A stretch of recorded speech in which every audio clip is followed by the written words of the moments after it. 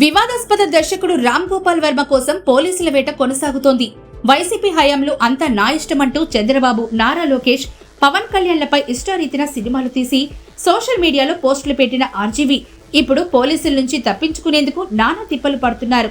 విచారణకు రావాలని పోలీసులు ఇచ్చిన నోటీసును పట్టించుకొని వర్మ అకస్మాత్తుగా అజ్ఞాతంలోకి వెళ్లిపోయారు. సోమవారం ఆయన ఇంటికి పోలీసులు రాగా అప్పటికే అక్కడి నుంచి జారుకున్న ఆర్జీవీ ఇప్పుడు ఎక్కడ ఉన్నాడో తెలియక పోలీసులు గాలింపు చర్యలు చేపట్టారు.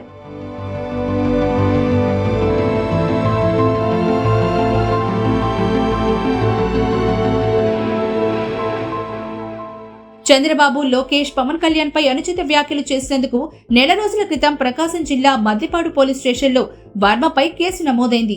ఆ కేసుకు సంబంధించి విచారణకు హాజరు కావాలంటూ ఒంగోలు గ్రామీణ పోలీసులు హైదరాబాద్ వెళ్లి ఆయనకు నోటీస్ ఇచ్చారు.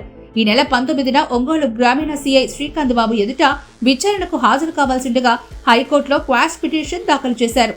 కోర్టు తిరస్కరణతో వారం రోజుల సమయం ఇవ్వాలని దర్యాప్తు అధికారికి వాట్సాప్ ద్వారా సందేశం పంపారు వర్మ. తాను ఓ సినిమా చిత్రీకరణలో ఉన్నానని, గతంలో నిర్ణయించిన షెడ్యూల్ కారణంగా తాను వెళ్లకుంటే నిర్మాతకు భారీ నష్టం వస్తుందని పేర్కొన్నారు.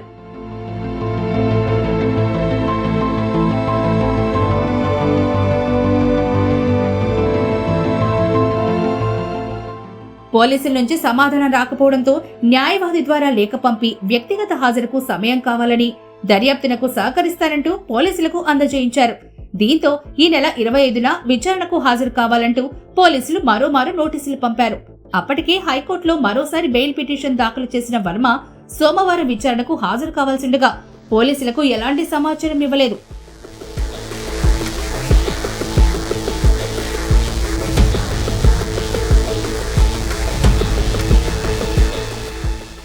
దీంతో ఉదయం 11 గంటల తర్వాత పోలీసులు హైదరాబాద్లోని ఆయన కార్యాలయానికి వెళ్లారు.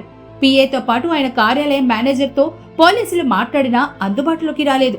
ఇక అదే సమయంలో వర్మ ఫోన్ కూడా స్విచ్ ఆఫ్ చేసి ఉండడంతో ఉద్దేశపూర్వకంగానే తమను తప్పుదారి పట్టిస్తున్నారని పోలీసులు భావించారు. ఆయన కోసం హైదరాబాద్తో పాటు తమిళనాడు రాష్ట్రంలో సైతం పోలీసులు గాలిస్తున్నారు. రామ్ గోపాల్ వర్మకు ఓ స్టార్ హీరో ఆశ్రయం ఇచ్చినట్లు ప్రచారం జరుగుతోంది.